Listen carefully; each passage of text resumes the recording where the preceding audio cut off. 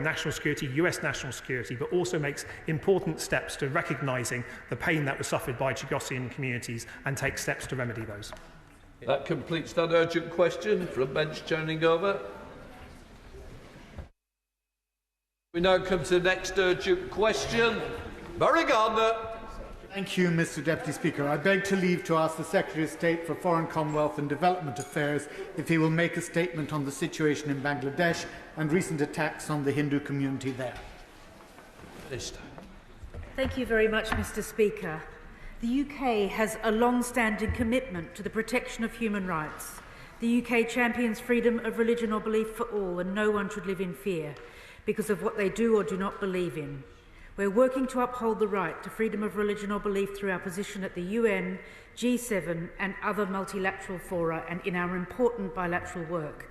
And just last month, as he is aware, I visited Bangladesh and as part of the programme met with the Chief Advisor, Professor Dr Yunus, and Foreign Affairs Advisor Tawhid Hossain. During the meeting with Chief Advisor Yunus, I was able to discuss the full range of bilateral issues, including the importance of protecting religious minorities in Bangladesh. The UK government supports freedom of religion or belief and freedom of expression in Bangladesh through both our political advocacy and development programme funding. We're providing up to $27 million from March 23 to February 28 under the Bangladesh Collaborative, Accountable and Peaceful Politics programme for protecting civic and political space, and specifically on the question of the Hindu community in Bangladesh. I was able to be given reassurances from the government, the interim government there, that in the lead up to Durga Puja, which is the national festival, that support was available for minority communities in Bangladesh. We were pleased to see the establishment of a special policing unit which was active in protecting mondaps, which is the Hindu worship sites, as I'm sure he's aware. The UK government will continue to monitor the situation, including making representations from this House and engage with the interim government of Bangladesh on the importance of freedom of religion or belief, specifically as it affects the Hindu community. Thank you, Mr Speaker, and thank you for allowing this urgent question. Since the fall of the previous government in August of this year, Bangladesh has seen more than 2,000 incidents of violence, most of which have been targeted against the minority Hindu community. Hindus make up less than 10% of the Bangladesh population, and my honourable friend will be aware that anti-Hindu violence has been a recurrent event in the country, and indeed the Jamaat-e-Islami party was earlier this year banned after riots in which 200 people were killed. But whilst Bangladesh no longer has the secular constitution of 1971 and became an Islamic state in 1988, there are nonetheless supposed to be protections for minority religions under Articles 28, 39 and others of the Constitution. These appear not to be being enforced, and there are reports of police and army standing by as more than 20 places of minority Hindu and Sufi worship were vandalised and their worshippers attacked. On Friday, this came to a head when extremist groups from the Jamaat-e-Islami party attacked 2 Hindu temples in Chittagong and conducted a campaign of orchestrated violence against the Hindu population. A leading Hindu monk, Chinmoy Krishna Das, who is a former leader of the ISKCON Krishna consciousness movement, has been arrested. ISKCON is a worldwide branch of modern Hinduism with its UK headquarters at Bhaktivedanta Manor in Bushey, many of whose worshippers live in my own constituency of Brent West and the surrounding areas of northwest London. People are concerned that whilst he was engaged in exclusively peaceful protest, he has been denied due process, charged with sedition and refused bail. Yet none of the individuals who attacked the temples has been apprehended or charged. On Saturday, the senior Bangladeshi journalist Muni Saha was taken into police custody following an attack on her car by a large mob in Dhaka and only released under the provisions of the Criminal Code. The situation is clearly on a knife edge, and with such large diaspora populations in the UK and with large Hindu communities with strong links to the community in Bangladesh, I'd ask my honourable friend what more she can do to have discussions with the Bangladeshi government to ensure that, and with other partners in the region, to ensure that tensions are lowered, the rule of law put into effect, and calm and order restored. Thank you very much, Mr Speaker. And the honourable member is quite right to raise these concerns, and our High Commission based in Dhaka is discussing in detail with the interim government of Bangladesh how to verify the number of any incidents or attacks against communities or indeed small businesses, where there have been reports of attacks on small businesses, to record those and to take remedial action and indeed to work on prevention. And that is why in the week that we visited, we were very pleased to hear that this special policing unit had been set up. We stand ready to offer advice on law and order, but know that this is part of the roadmap towards a more stable Bangladesh. We are aware of the statement of concern from the Indian government following the arrest of Chinmoy Krishna Das, a well-known Hindu leader, on sedition charges, and the UK FCDO desk is closely monitoring those developments. We now come to the Secretary of State, Prince Patel. First of all, I'd like to thank the Right Honourable Member for this UQ. It's an important subject, and he's also raised the arrest of the ISKCON leader, and it's a place of worship I too am very familiar with, near his constituency. But, Mr. Speaker, these are deep and long-standing ties between our two countries, and the Minister herself is right to point out that even though she's visited Bangladesh recently, as my right honourable friend, the member opposite, has said, the degree of escalation in the violence is deeply, deeply concerning. And what we are witnessing now is just uncontrolled violence in many quarters. And we are now watching with horror and shock as further violence is spread in Bangladesh. And all our thoughts in this House are most definitely with the diaspora community here and those who are affected in Bangladesh. These are deeply disturbing reports. The Minister herself mentioned the deadly attacks and the violence that took place during what is an auspicious period, the Durga Puja festival in 2021. So given the current instability in Bangladesh and since the departure of the former Prime Minister in August, this is a moment of deep concern. Many governments are condemning the violence and calling for peace and law and order to be restored. So I welcome the comments from the Minister, but I must emphasise that all efforts must be taken now. We have a religious leader who has now been arrested. We need to know effectively what is being done to secure his release, due process in particular.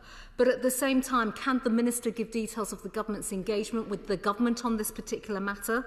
What discussions have taken place? And have we been robust in pursuing the right to protect life, the prevention of violence and persecution, and importantly, tolerance for religious belief?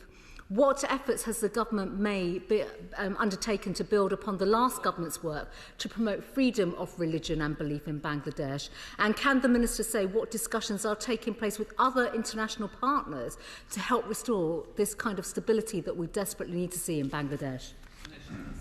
Thank you very much, Mr. Speaker. The protests following the July and August student-led events were deeply troubling, and of course led to the fall of the government there. And the opposition spokesperson is quite correct in emphasising the nature of these worrying protests. And our constituents are concerned, which is why the member for Brent has brought this important question here today.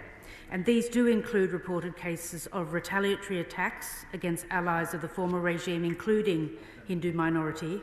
And some of these attacks are allegedly politically motivated and are of concern. And that's why I had it at the top of my agenda when I met with Professor Dr. Yunus. And that's why the effort was made to set up this particular policing unit. And of course, our High Commission is active more than any other that I could see when I was there in guiding, in helping, in supporting a peaceful transition to a new government, elections eventually, and indeed to a harmonious future. And anywhere in the world where freedom of religion or belief is at risk, there we will be standing up for the rights of minority groups. Laura Kirksmith. Thank you, Mr. Speaker. Many constituents in Aylesbury have raised these concerns about the safety of Hindus in Bangladesh, and they've shown me extremely concerning social media content containing threats to Hindus to leave the country or face extermination. Does the Minister agree that this is unacceptable, and can the Minister outline what representations she has made to the government of Bangladesh to ensure that those who are inciting and perpetrating this violence are held to account? I thank the Honourable Lady, and she's doing the excellent work representing her constituents who are concerned about these acts of violence. And I want to impress upon her that the UK was one of the first ministerial support to arrive in Dhaka and to speak with the Chief Advisor, Professor Yunus, and to be vocal in support of minorities. Monica Harding, the Liberal Democrat spokesperson. Thank you, Mr. Speaker. We share the concerns from across this House regarding these attacks. And I note that the Minister has spoken to her Bangladeshi counterparts and urged her to continue. The most recent Foreign Office Human Rights and Democracy report lists Bangladesh as a human rights priority and highlights reports of harassment, particularly towards Hindu minorities, often incited online. That report recognises that UK funding through civil society organisations supported freedom of religion or belief and community mediation processes. Can the Minister update us on the progress being made using UK funding to combat religious discrimination in Bangladesh? Does this funding risk being another casualty of the latest ODA cuts? And will the government support our call for an ambassador-level champion of freedom of religion and belief so that the UK can do more to ensure that the rights of Hindus and all religious minorities are protected and upheld? I thank the Honourable Lady for her suggestions for the government, and I can confirm that the Deputy Prime Minister said in Parliament on the 20th of November that the envoy appointments are under ministerial consideration and will be decided upon in due course. So she will hear presently about the freedom of religion or belief representative. But could I also explain to her that regardless of any ministerial visit, the treatment of minorities will always be uppermost on our agenda with the government which we're visiting.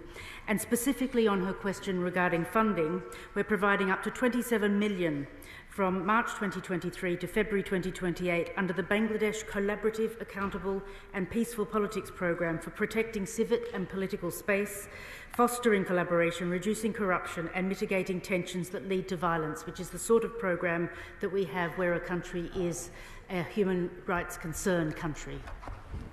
Dr. Rupahat. Thank you, Mr. Speaker. I'm grateful to my friend and neighbour from Brent for raising these very important issues. We must be vigilant against all attacks on minorities, be they Buddhists, Christians and Hindus in Bangladesh.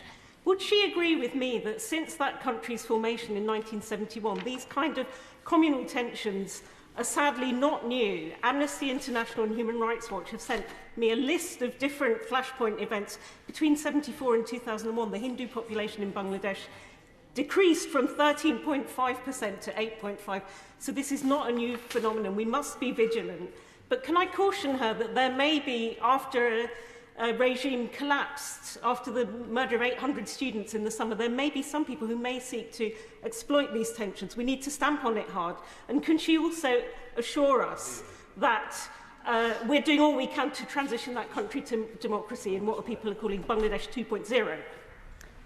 I thank the Honourable Lady, who is a champion of human rights in this House, and I thank her for her particular interest in Bangladesh. And Right. Bob Blackman.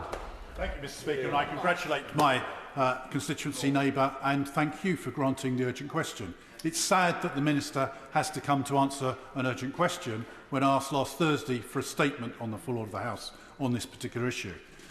At the moment, we've got a position whereby Hindus are suffering with their houses being burnt, the businesses being ransacked, priests being arrested, and I understand 2 further were arrested over the weekend, and 63 monks were denied access to the country. So the clear issue here is an attempt at ethnic cleansing of Hindus from Bangladesh. So will the Minister come out and outright condemn this violence against Hindus and not just have words of piety, but actually absolute condemnation for what's going on, where we have a position where religious minorities are being deliberately persecuted because of their religion? Minister. thank you, Mr. Speaker, and he must rest assured that it was at the top of my agenda with Dr. Yunus, who is the interim government leader there, and it was very much at the forefront of our discussion, and in terms of other similar nations, we were there first ministerial visit, and it was absolutely top of the list, and there can be nothing like a face-to-face with the person in charge to underline the importance of freedom of religion or belief, and in this case specifically attacks against the minority Hindu community. Paula Barker. Speaker, and may I congratulate my honourable friend on securing this important UQ today. I represent a diverse community across my Liverpool-Wavertree constituency.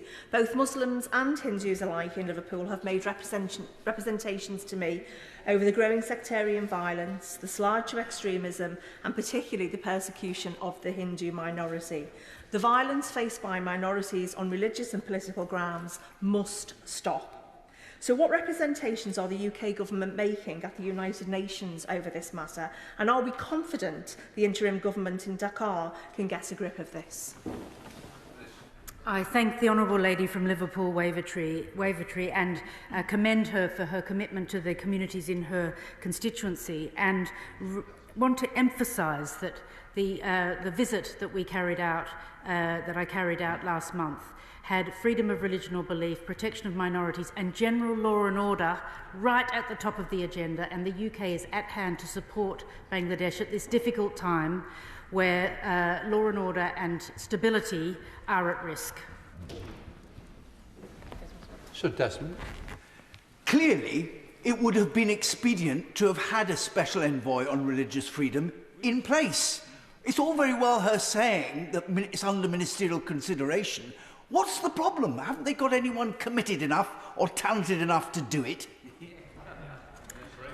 I'm a big believer in mainstreaming all of these important areas, because sometimes if you have a freedom of religion or belief person, then that lets the minister off the hook. But no, I see it as my responsibility, and my responsibility only as the representative of the UK in Dhaka, to make the case for the Hindu community or any other persecuted minority. I'm not going to wash my hands of it and let somebody else do it. It's being mainstreamed across every single ministerial brief as we speak. Amanda Martin. Thank you, Mr. Speaker. Residents in Portsmouth North have loved ones and family members in Bangladesh, and like this House are concerned about their safety and security. Does the Minister agree with me that we want to see a peaceful pathway to an inclusive and democratic future for Bangladesh? And, Mr. Speaker, can she give us in this place and Portsmouth North constituents information on how this is being advanced? Thank the Honourable Lady for her question. First of all, of course, the visit face-to-face with the leadership of the country, but secondly, our ongoing support. The High Commission in Dhaka is very involved with the keeping of law and order, with the advising on anything leading towards the safe holding of elections in sometime in 2025, and indeed in listening to the voices who have been so affected by the violence over July and August, and in specific terms for today's urgent question to the Hindu minority community. Thank you, Mr. Speaker. A number of members of the Hindu community in mid-Buckinghamshire have contacted me deeply concerned about the situation in Bangladesh, and I urge the Minister to take every diplomatic step possible to protect Hindus in that country. And in that vein, can I ask her if she believes whether Bangladesh's constitution, which guarantees equal status and equal rights in the practice of religion, does provide for a reliable legal basis through which to domestically prosecute cases of religiously motivated violence? We stand ready to assist Bangladesh as it goes forward with its difficult roadmap towards elections eventually. And today's question is so important because law and order is crucial at this fragile time. But we are there to be friends, to be supportive, and to provide any legal assistance that we can offer that country as it goes forward. Brinder Singh Chosa. Thank you, Mr. Speaker. Can the Minister reassure the House on the importance of religion and belief in Bangladesh and across the world in all nations, particularly for minorities? The Minister will appreciate the long-standing and deep ties of the Hindu community in the UK with Hindus in Bangladesh. So can the Minister please detail what engagement she's had with the UK Hindu community on this issue? Does she believe that engagement is important? And indeed with Bangladeshi community in the UK who are also appalled at what's going on? I thank the honourable gentleman for his question, and of course when I was in Bangladesh I was able to speak specifically about the law and order question and concerns that had been raised in this House with me when we had our engagement event, which was cross-party. And indeed I commit to doing another one of those to explain exactly the content of my discussions while I was in Bangladesh. But could I also respond to his question regarding how I've been learning in the role? And I was delighted to go to the London Borough of Brent and to visit the temple, the Neasden Temple, and to learn about Diwali. And I had an exceptional visit there with the British Asian Trust and learned so much. And that was a prelude to Diwali, a prelude to my wonderful visit then subsequently to India after Bangladesh. And I'm on a wonderful journey. I'm falling in love. Jim Shannon. Mr. Speaker, can I thank the Minister very much for her commitment to addressing issues of religious freedom and human rights. Over that 16-day period, 2,010 people reported incidents on 69 Hindu temples, 157 families were attacked, looted, vandalised, set on fire, and 9 Hindus lost their lives. What steps can the UK take to work with the Bangladeshi government and international partners to promote religious minorities in Bangladesh, ensure accountability for these heinous crimes, and promote the fundamental right to freedom of religion or belief for all? Will the government consider raising these issues at the UN or through direct diplomatic engagement to ensure swift and decisive response? Thank you. Mr. Speaker, there can be no greater champion for freedom of religion or belief than the member for Strangford, who worked so closely with the member for Congleton in the former Parliament. And he quite rightly monitors every single event and details them here. And I will undertake to write back on exactly the instances which he mentions, and also to leave a copy in the library for other members to look at. Kirsten Sullivan. Thank you, Mr. Speaker. Some of my constituents from the growing Indian community in Winchborough are increasingly concerned about the accounts of horrific acts of violence towards the Hindu community in Bangladesh. Does the Minister agree with me that violence against Hindus or any other religious minorities is entirely unacceptable? And what reassurance can she provide my constituents that the UK Government is supporting all efforts to protect the freedom of religion and belief? Yeah. Thank you very much, Mr. Speaker, and could I commend her as a new member on her calling for that freedom of religion or belief, or freedom not to have a belief, which is so important to the work that we do in this regard. And could I reassure her that not only was it at the top of my agenda when I visited Bangladesh, but also that we continue to monitor any instances of violence, of lack of law and order, and to offer support where we can to the interim government of Bangladesh. Thank you, Mr. Speaker, and I congratulate my honourable friend for securing this urgent question, and I thank the Minister for her response. The Minister will be aware that a significant number of the Bangladeshi Hindu diaspora in the UK have expressed significant concern around the attacks on the Hindu community in Bangladesh, including those in my own constituency. She may be aware that several Bangladeshi Hindu community organisations within the UK have written to the Foreign Secretary recently requesting a meeting. Could I ask the Minister what efforts she and the Foreign Secretary are going through to engage with the community, and would they be willing to agree a meeting to discuss their concerns and hear what action this government is taking? I'm very happy to attend a meeting, as I'm sure the Foreign Secretary will be too, and also obviously as part of learning about the brief I intend to visit a number of different places of worship to emphasise the importance of minority faith groups and to reassure them that when we're doing our work abroad, not just at home, that we're talking about the importance of the freedom of religion or belief or no belief. Thank you. Sam Cullen.